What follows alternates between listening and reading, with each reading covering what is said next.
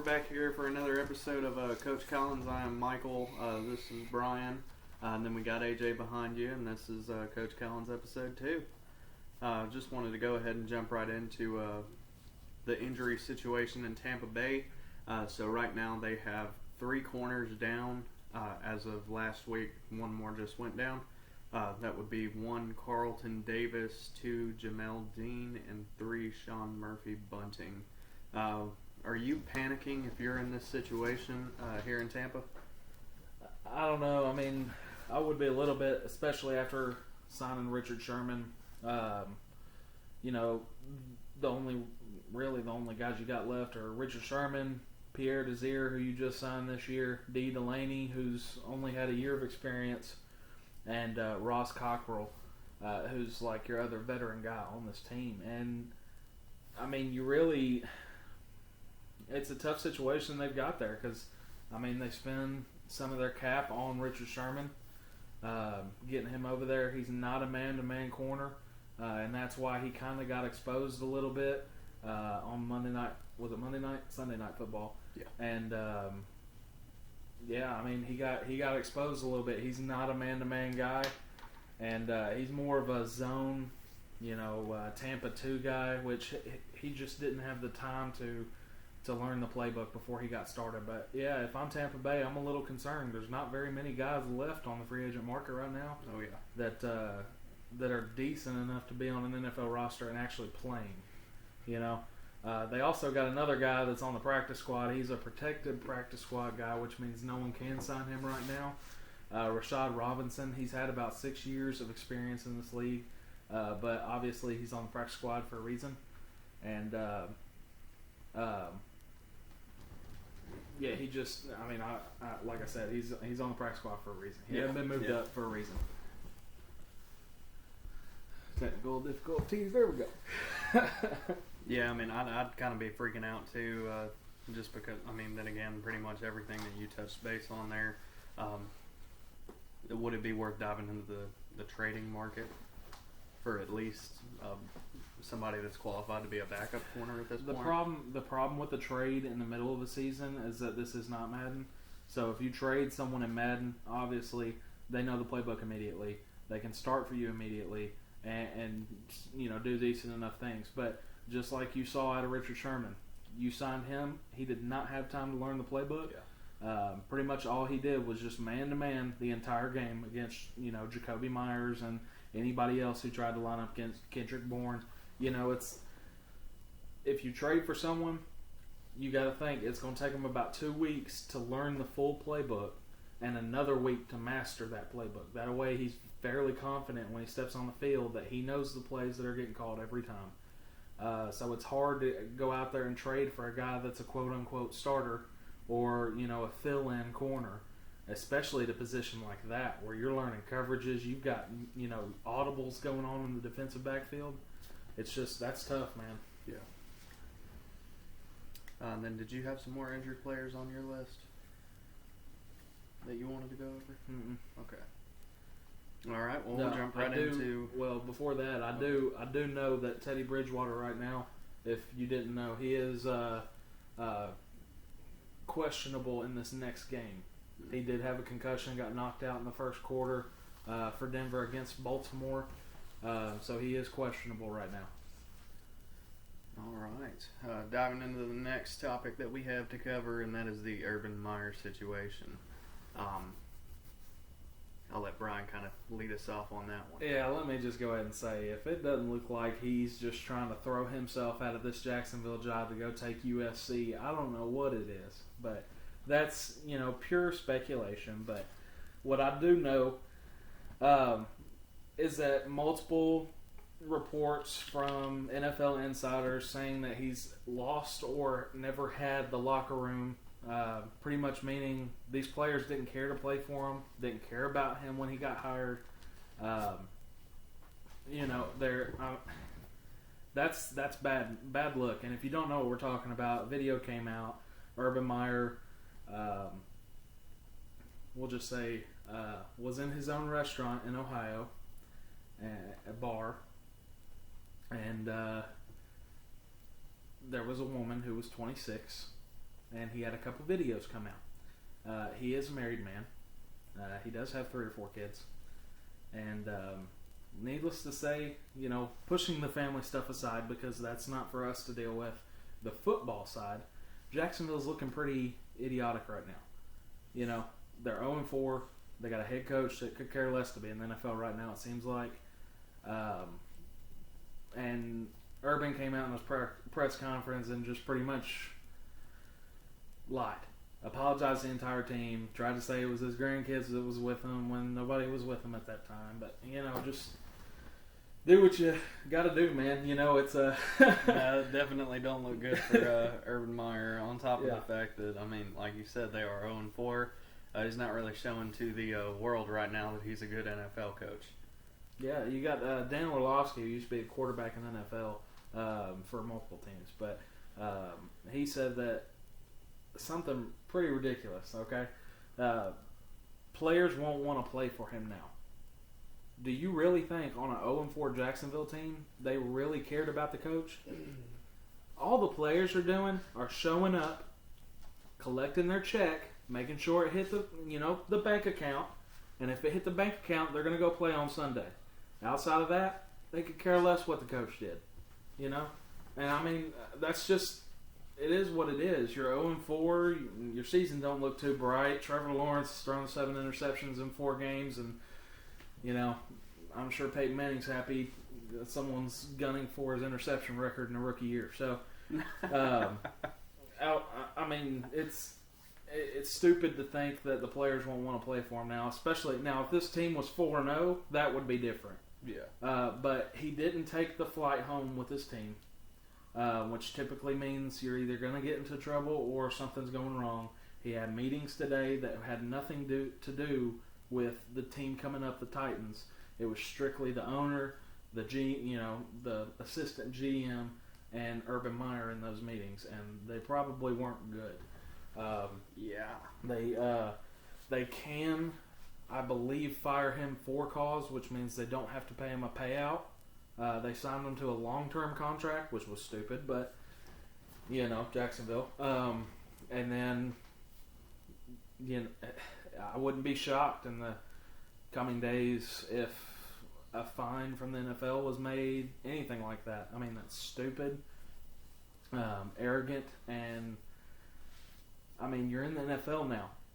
You got to do things differently. This doesn't fly in the NFL, and it really doesn't fly in NCAA, but that can't be the first time that something's happened like that. So I wouldn't think that it would be. I think he's under a little bit more of a magnifying glass right now, per se, just because he is an NFL coach now. He took that step up, so he's a little one of bit bigger 32, not one of 130.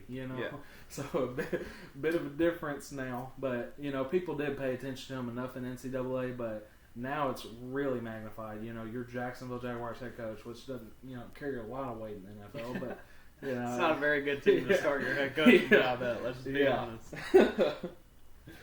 But so there were a lot of problems that went down in the NFL this week, and Urban Meyer's just one of them. But Monday Night Football was really interesting to watch, especially towards the end. If you watched it late in the fourth quarter, Joey Bosa, and this is just one of them. Joey Bosa is lining up on the right tackle. Derek Carr is rolling right to Joey Bosa's side. Obvious holding call that was not made. And then Joey Bosa got pissed off. Yeah, he ripped into the official. What we're looking at right there, the official obviously called him for ripping into him. But honestly, I feel like that's one of those rules that needs to change, because if you can go back and review it and kind of see that it was an obvious penalty. I'm not saying so much as charge the team that penalty at that point, but I am saying don't charge the player, because he had a right to be pissed off there. 100%. I would have been pissed off there. 100%. And if he got, obviously, some players have interviews after the game and stuff. Joey Bosa was one of them, which smart idea by the Chargers. But after someone asked him the question, what'd you think of it? And he said, I don't know what they called the effing penalty for, or the penalty on me because I was fuming. But I mean, refs are blind. Simple. I'm sorry, but you're blind. Like, open your eyes and do your job. It's so bad, it's unbelievable. Really smart move by the Chargers to make him available for the media. Yeah, that's not very good. that's content. That's the way to do it right there. Good job, Chargers. Thank you for letting him be available. He's been known to speak his mind quite a few times, but not really much on the refs until now. But there were multiple times in that game where it was just obvious that there should have been a holding penalty, illegal hands to the face, something. False start. We saw a couple of those. Yeah, and it was just really bad officiating on Monday night. And, I'm not even 100% sure which crew was officiating Monday night, but I don't know. I mean, but it was on the NFL. I'm looking at that entire unacceptable. Top Yeah, bottom. That's not okay. Unacceptable. If you're getting players, coaches, everything else pissed off, those are the people that kind of drive your business. Those are the people I'm trying not to piss off. Okay, it's not without the players you don't have an NFL. So, I mean, it's kind of stupid to. If you're the NFL, you have to address this. You have to address it, and don't fine Bosa for it. That's just stupid. I get the whole you don't want to speak your mind. So, if you're Bosa in that situation, what I'm doing is telling the refs, you need to come together, all the refs do, not just that group or that one, officiating crew, but the entire officiating crew need to all come together, and they need to speak, or the head official needs to speak after every game, just like the players and coaches do. That way they can explain why they called this one, what they might have missed. I mean, it just makes more sense. Then the coaches will understand. Some of these players will understand. But by having them not speak, it's really just waiting to find the next, person that this is on the officials. Oh, yeah. So Bosa's going to get a fine for this. And, I mean, the officials have never been anybody's best friends. So. Yeah. That's just one game. To be completely honest with you, there were multiple calls through multiple games that were either called when they shouldn't have been, or they were completely missed altogether. I saw a couple in that Titans game last week. Mm-hmm. Just going through the motions like that. I think they were all pass interference calls, the ones that weren't supposed to be called, and the couple that they missed were pass interference, which is kind of ironic because I don't really know what they were doing there or what they were seeing, but it wasn't what the camera was showing. Yeah, it's a lot of missed calls across the league this week, and it was just kind of just a really bad week for the refs. Oh, yeah. And then just got this update today. Dolphins traded Jakeem Grant to the Bears for a 2023 6th-round pick. One of Michael's favorite Dolphins players on that team, so it makes sense for the Dolphins. I know Michael's heartbroken. It does. I mean, he was on a $21 million deal just to be a kick returner and a slot receiver. Yeah, I mean, that's a lot of money. It was, yeah, and really didn't play that much slot when Waddle came. So it's all Waddle now. Jalen Waddle. If that's not a passing the torch down to you move, I don't know what is. Yeah. And it's time for you to show up. It's I mean, Grant was more of a returner anyways.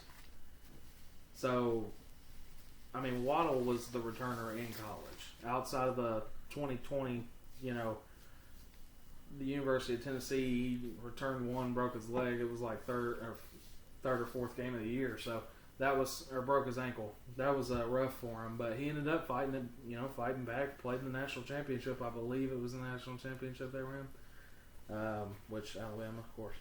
But in 2018, his punt return 16 for 233 and a touchdown. 2019.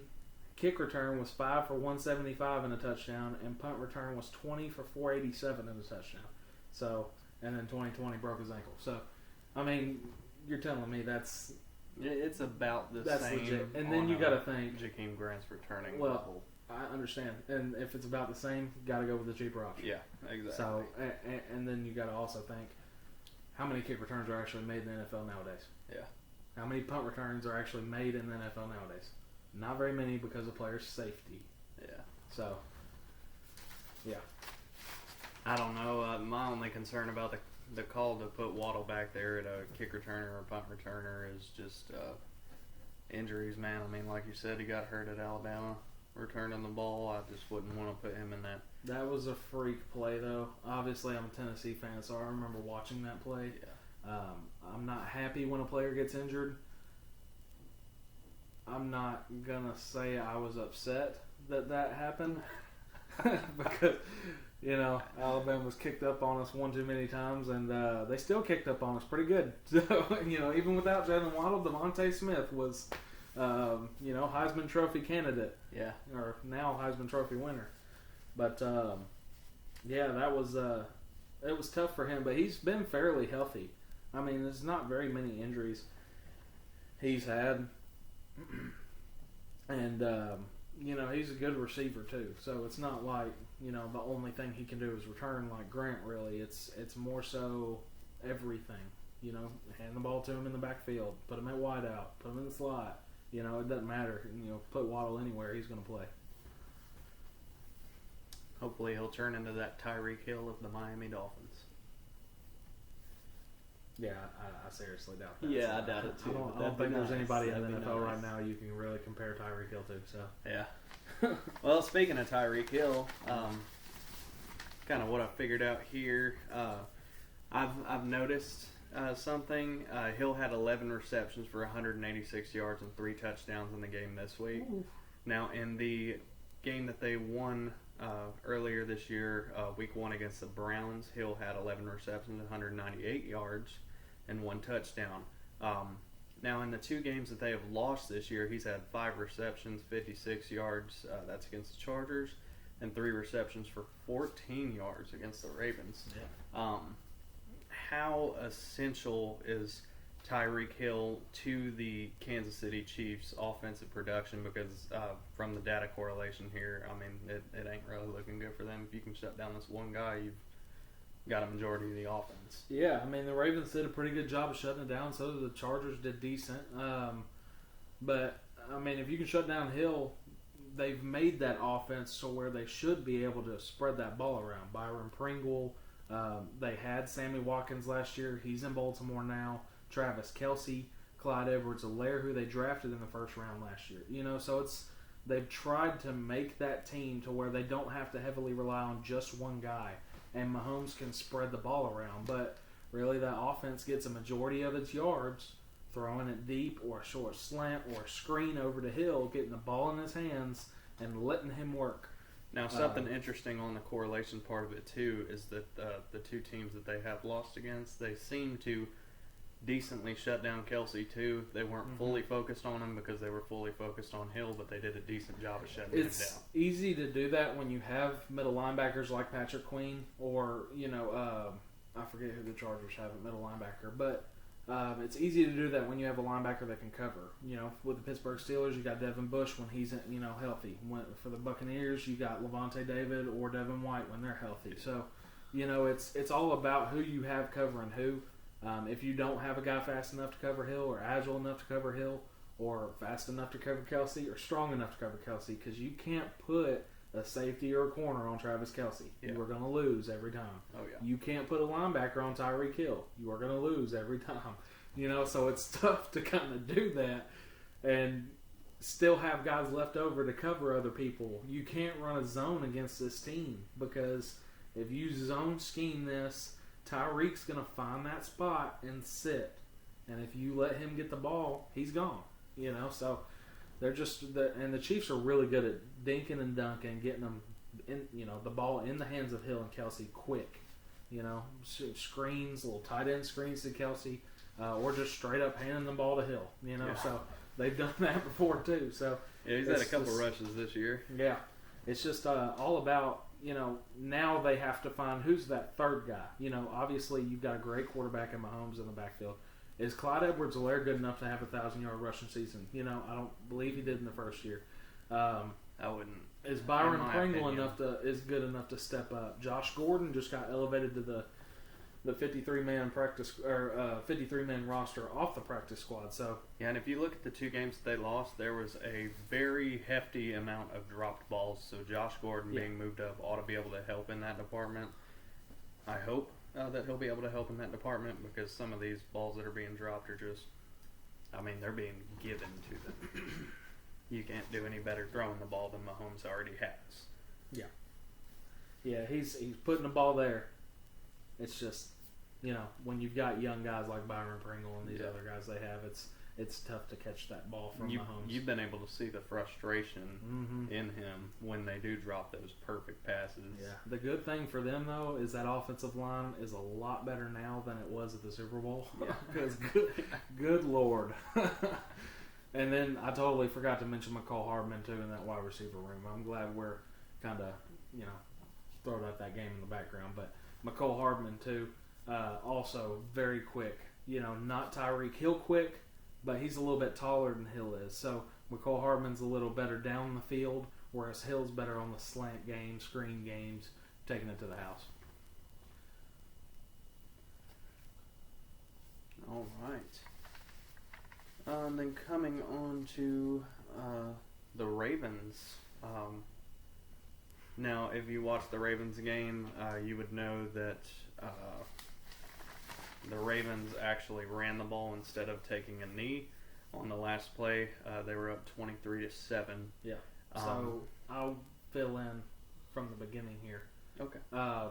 The play before the play Michael's talking about, Drew Lock had dropped back, quarterback of the Broncos, dropped back, threw the ball in the end zone. He's about, if I remember right, he was like 40, 50 yards away, just chucked one up in the end zone, and it got intercepted.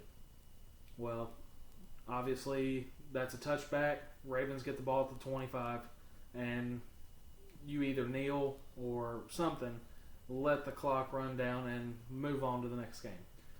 Well, the Ravens were 2 yards away from a 43rd straight 100-yard rushing game. They were at 98 yards. They needed 100. Now, this is to tie the Steelers' record from Franco 1974 to 1977 with Franco Harris. What do you do if you are the Ravens in this situation? Because I'm running the ball. 100% running the ball. I mean, if you're John Harbaugh, you got to think about the players in the locker room. Obviously they know this record is getting close to tying or taking over that lead of the or taking over that record. But if I'm John Harbaugh, I'm thinking my players are going to love me if I do this right here for them. This is for the players. This is for Lamar, and and all these other guys that have worked hard to have these 100-yard games consecutively, 43 times. That's crazy, by the way. 43 times. And you're telling me, if you're Vic Fangio, the head coach of the Broncos, you don't expect that? That's stupid. Now, when he was interviewed, he was actually complaining. This is a quote from him. I thought it was kind of bull. I expected it from them because I know how they operate. Player safety is secondary to them. Now, he would know how they operate because he was an assistant coach from 2006 to 2009. But still, you're an NFL head coach. Their job is not to be... The Ravens' job in this situation is not to be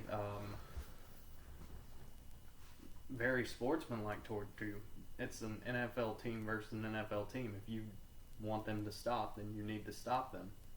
That's up to your defense. Yeah, and Fangio was calling out player safety. It's unsportsmanlike.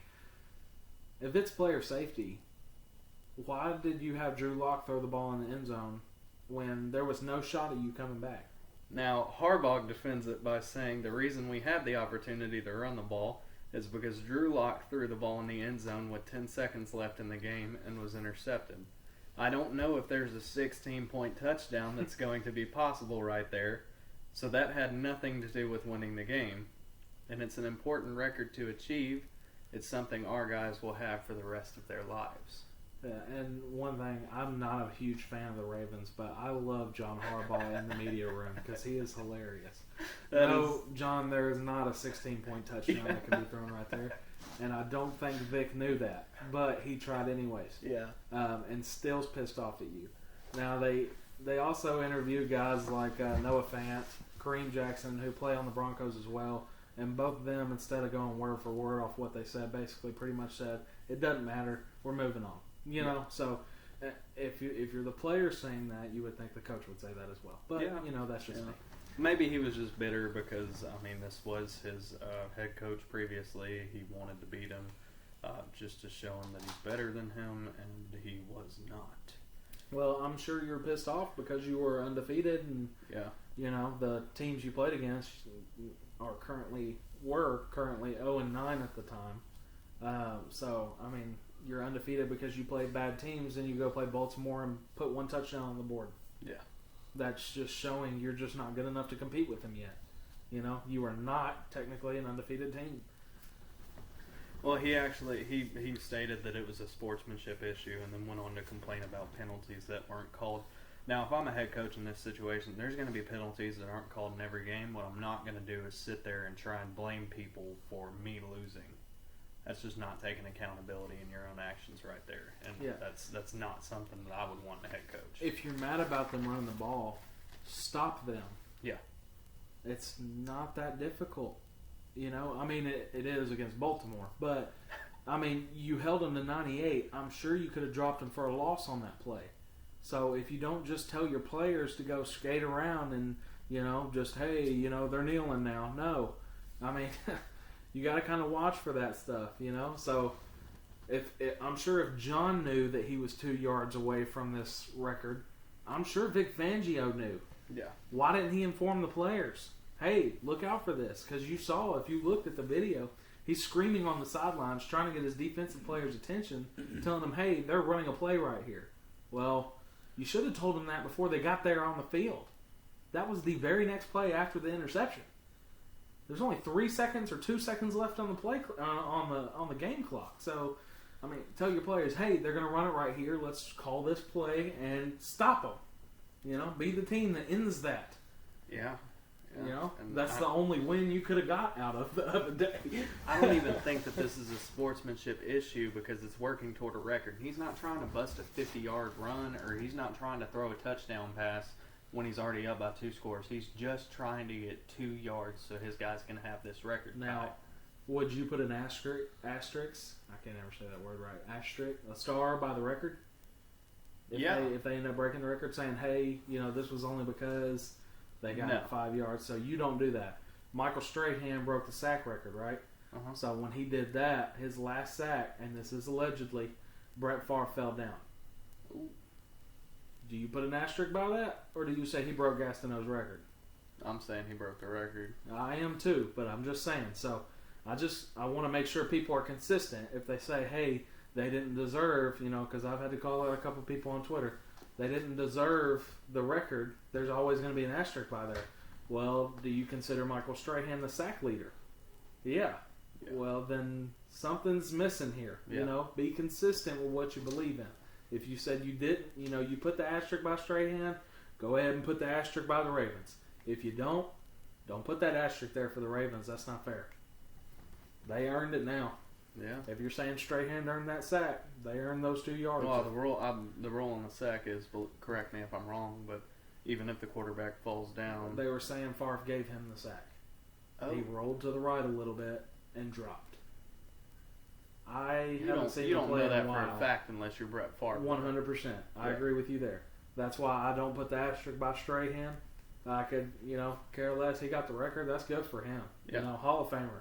And the reason that I give it to the Ravens anyway there is just because, I mean, the other team didn't know that they were going to run the ball instead of kneeling, but, I mean, they still could have stopped them. Yeah. It's that simple. The defense is out there to stop them. Yeah, or score a 16-point touchdown. And then going on with the Ravens, again, the Ravens want everyone to stop thinking that Lamar Jackson can't throw. James Prochet, sorry, actually said that's like saying water is dry. Now, Lamar Jackson has a completion percentage of 60.5%. That's a great completion percentage, and a QBR of 89.3 quarterback rating. That's not great.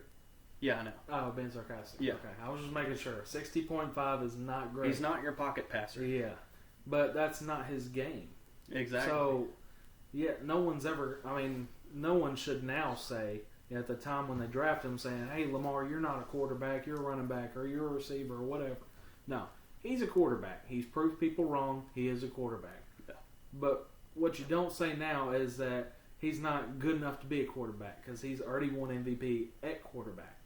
He can throw. Sometimes he's not accurate. That's part of being a young quarterback. Mahomes throws interceptions too. Yeah, he can not work comparing on that him to Mahomes. I'm just saying. Every quarterback in the NFL has thrown an interception at some point.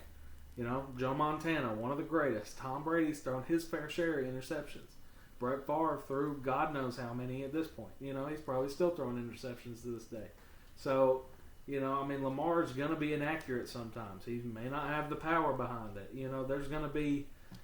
he can run, okay? He can lead an offense, and that's all he needs to do. He opens up a very wide range of options for your offense, and at the same time, he's passed for over 275 yards in back-to-back games now and ranks 11th in the league with 1,077 passing yards, so he's not bad at throwing the ball. No, all he needs to do on passing is just be middle of the road. Yeah, then that's exactly what he's doing right here, which is just perfect for him.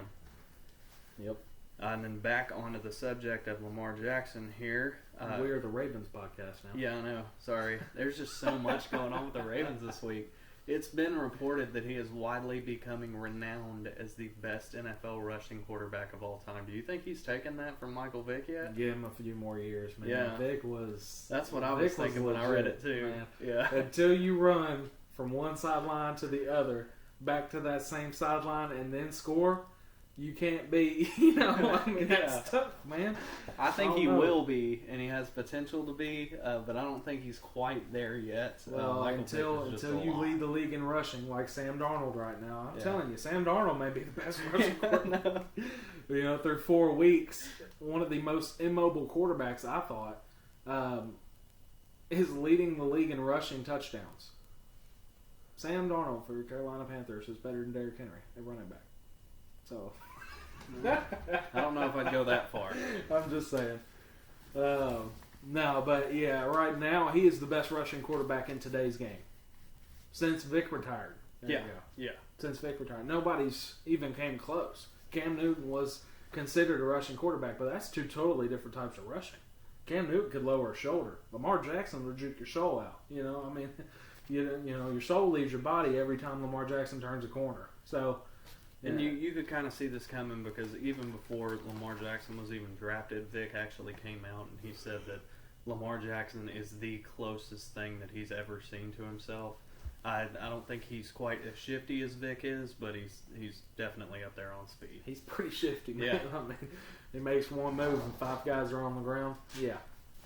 Well, Vic was out there fake sliding and everything. I mean, I don't think Jackson's faked... I don't think Jackson's perfected that yet. Yeah, faking a slide is a different level of talent and skill right there. Yeah. I don't know how one would even go about doing that without breaking something. You got anything else before we get into the game predictions there? Oh, let's get it. All right, go ahead and pass that over, bud. All right, we're just going to kind of work our way down the list right here. If I can flip this paper over. All right, first game we got is Rams versus Seahawks. Thursday night football. Russell Wilson finally getting that win, again after a couple weeks not doing so hot. Yeah. Against Matthew Stafford, and they're going to be pretty pissed after this Arizona game. So give me the Rams, and I really don't think this one is going to be too close. I hope it's not going to be close. I think the Rams were just kind of shut down by the Cardinals. The Cardinals obviously showed that they have a better team than the Rams do, but if the Rams keep working at it, I think that they can beat the Cardinals eventually. So I'm going to put my faith in the Rams this week. Yeah, right now I think the Cardinals are the best team in the NFL. Yeah. I mean, the only undefeated team, so it's kind of obvious to pick this time. Their offense is lethal, and their defense is pretty daggone good, too. Yeah. Next, we got the Falcons and the Jets. Right? We're going in different order. No, you got Dolphins and Bucks, and we might as well just go ahead and skip to the Falcons and Jets. I am keeping this very unbiased when I say this. I think the Buccaneers are going to blow the Dolphins out of the water. Yeah. All right, Jets and Falcons. Yeah. Yeah, I gotta go Falcons over the Jets. I mean, even though the Jets beat the Titans last week, I still think the Falcons have a better team that can be more consistent in this game. And Matt Ryan and Calvin Ridley, they just don't have any guys that can really slow that down. So. Well, they didn't beat the Titans last week. They beat a injured Titans last week. I don't really think you can even compare there. Yeah. And even so, the Titans still had a chance to tie the game up with a kick that was just botched there at the end. Yeah. I'm going with the Falcons here. Go ahead. You're going to have to do this. Oh, okay. Where were we? Packers and Bengals. Yeah, Packers. I mean, it's great that the Bengals are 3-1. Great story. Joe Burrow's doing great things. But, yeah, I mean, give me Aaron Rodgers. Dude. Aaron Rodgers is not the same Aaron Rodgers that I used to know, and I'm not putting my faith in him. I'm going with the Bengals. Oh, God. I'm going to side with the younger quarterbacks. The hype train gets derailed. Is when you start going for teams that are just known for not being that good. Yeah. And the Bengals are one of those teams. They've gotten lucky in 4 games. It's been great. But, they barely beat Jacksonville last week. And I'm causing a little bit of cause for concern on that one. So, I'd be like, hey, what happened last week, guys? We're freaking out now. Yeah, I get you there. And then moving on, we got the Lions and the Vikings. I'm going with the Vikings. Yeah, Vikings. I'm not even going to talk about this too much. Lions are trash. Lions just don't have the talent that they need to. There was actually, I don't want to say what that fumble was, but there was a pretty bad fumble. And if you want to YouTube, it was an interception. Wasn't it? Oh yeah, it was because he jumbled it and tossed it. Yeah. I don't know what he was doing, but the Lions needed Matthew Stafford to win 2 games a year, so I don't think they're going to win hardly any this year, if any. Yeah. Broncos, Steelers. Typically, right here, I'd go Broncos. Big Ben knows he has not been good this year, and I think the Mike Tomlin's just a better coach, so he's going to find a way to not have to put the ball into Big Ben's hands all the time. So look for some Najee Harris coming out of the backfield, catching the short pass, something, Juju on a screen. Look for more of that instead of deep passes now. They're starting to realize Big Ben's just not what he was. So give me the Steelers close, but give me the Steelers over the Broncos here. Same exact thing as what you said right there. I'm going with the Steelers. I think that their head coach, he just has too much knowledge to keep giving the ball to Big Ben and expecting him to push the ball down the field like he has been expecting. Next up, Saints and Washington. Washington, I said it, guys. Washington. Yeah. Yeah, he said Washington, but what he really meant to say was the Saints are going to win this game. And, Jameis has been decent this year. It's still not, what they expected, what Tampa Bay expected, drafted him first overall in 2015. But, he's doing better. Sean Payton's definitely been good for Jameis. And Alvin Kamara has been pretty daggone good, too. So, give me the Saints and Alvin Kamara. And, Jameis has been a big question mark for me, but the one thing on that Saints offense that isn't a question mark is Alvin Kamara, and I think he's going to run right through the football team's defense. And yes, I said it, the football team. I'm getting there. Yeah. Y'all are just watching the progress. All right, Eagles and Panthers. Yeah, I'll take the Panthers here. I don't really trust the Eagles all too much. I love Jalen Hurts. I just hate the the whole front office of the Eagles needs to get the hell out. So, yeah. I mean, give me the Panthers here. Sam Darnold's going to redeem himself after last week. Oh, without a doubt. The Panthers, this is going to be one of those blowout games. No question about it. We've got Titans, Jaguars. I'm going with the Titans here. I think they're going to be pissed off and raring to go from that loss last week. And it's kind of impossible to lose to Jacksonville. Yeah, Jacksonville's got so many distractions right now. I don't think they realize yet that they play on Sunday. So they're gonna freak out on Saturday or on Sunday whenever they see the Titans coming to play. So that and what you got to look for there is AJ Brown or Julio coming back? Because if I'm Mike Vrabel, I'm saying no. Sit down for this game. You know, the rest of this team needs to figure out how to win without y'all. And this is Jacksonville. Yeah. I'm not risking injury against Jacksonville. I'm just not. Take the loss if you have to, but go out there and try to win. But, you know, you've got a couple good games. I mean, Monday Night Football the week after. It's a divisional game, so I don't know if I'm sitting both A.J. Brown and Julio Jones for the entire game. 100%. But I'm thinking I might play in the first quarter just to see if I can get some kind of pad built up and then take them out as soon as I possibly can. Nah, if you're doing that, I'm just putting them in for emergency situation, but I'm not even putting them in this game. I do think without them, they'll beat Jacksonville. Yeah. But, you know, you've got Bills on Monday Night Football next week. You've got to be healthy for that game or you're going to lose bad, like Houston did against Buffalo. 40-0. Well, it's kind of a blow to the Jaguars' confidence. I mean, we're sitting here comparing them like they're playing, like the Titans are going to be playing a preseason game. Telling them to bench starters. Well, I'm just saying, you know, I get it, all these guys get paid, but Jacksonville's team is just bad. Yeah. You know? Pair that with somebody that can't rally the team together, and you've just got a disaster. Yeah. Patriots, Texans. Yeah, Patriots here. Houston's just bad, man. How much did they lose by last week? 40-0. Like I said, 40-0. Davis Mills, I had it written down somewhere, but he was not good. Did not pass for over 100 yards in that game. Yeah. And threw a couple interceptions with no touchdowns. So that whole team is just bad.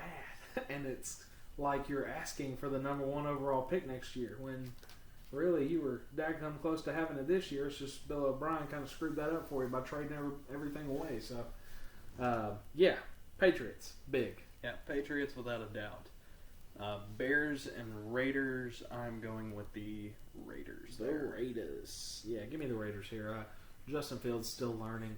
Matt Nagy's an awful head coach, so just go ahead and give me the Raiders. And I again, don't think that one's close. Yeah, not at all. We got Browns and Chargers. Now, I think this is going to be a good game, but I do think that the Chargers are going to pull ahead. Yeah, I do too. I really like what the Chargers are doing in LA right now. They've got a coach that's looking like he's moving up. You never know. We're just 4 games into his hopefully long career.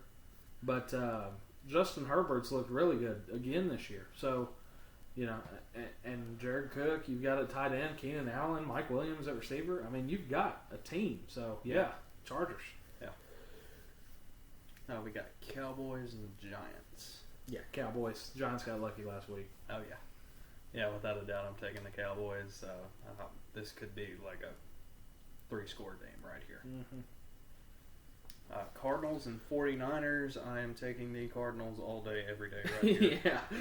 I don't think you pick against the Cardinals until you see them get beat. Because right now that offense is unstoppable and that defense you just can't score on. So, I mean, until someone beats the Cardinals, you're picking the Cardinals. So, I don't know. Might have to wait until later in the season when they start getting ready for playoffs and start benching starters. Then we can pick against. Yeah, if you're going to bet on any game, go bet on the Cardinals right now, okay? Yeah. All right, we got Bills and Chiefs. That's going to be it. I'm going, that's a rough one. I'll see what you pick on here. I went back and forth on this one, man. I'm like, Josh Allen's great, but Mahomes is good. You know, you start comparing position by position, and it's like the same thing all the way down. I'll tell you what I'm going to start looking at, according to the data correlation, is corner and linebacker when people are playing the Chiefs, if they have a weaponized offense. Yeah, I mean, their corner, they got Tre'Davious White, who's a really good corner. And they've got some good linebackers, too. So, I think they might be able to just barely pull ahead. I think the Bills might have it. Nah, I'm going Chiefs here. I still believe in Tyreek Hill is still going to get this done. Travis Kelce's going to find a way to get his, and they're going to need someone else to step up in this game. this is more than likely going to be. I mean, if it's not, I'm going to be shocked. But I believe this is your AFC Championship game right here. Yeah, I mean, it could be. And this game can tell a lot about what the AFC is going to be. Because if the Chiefs lose this game and go to 2-3, the Bills got one up on everybody right now. Yeah. So, give me the Chiefs. But if the Bills win, this is the Bills' conference right here, and they're going to take the first round bye. Unless they screw up later in the season or someone gets hurt, it's going to be the Bills. But I'm going to go Chiefs here. Yeah, this could very well be your AFC Championship team. I think that the Bills will pull out. Yeah. I'm siding with the Bills Mafia on that one. All right, and then Colts and Ravens. I am siding with the Ravens on this one. Yeah, Carson Wentz is still a statue in the backfield. Yet the Dolphins couldn't beat him, but nope. I'm not going to jump into that. Baltimore's got something to play for now. Yeah. I mean, they're going for 100 rushing yards. Indy, this one's on you, you know. So, are you? I mean, it's Franco Harris is probably not going to be at that game because he'll be a little irritated. Yeah. So. All right, what else? But yeah, so that was our NFL. What is this, week 5? Mm-hmm. NFL going into week 5, yeah. So like, comment, subscribe. Tell us what you think of the video. Yep. Comment your favorite NFL team. And then go on and watch the NCAA one we're going to drop Friday. So go ahead and watch that after this one. And thank you for watching. All right. Y'all have a great day.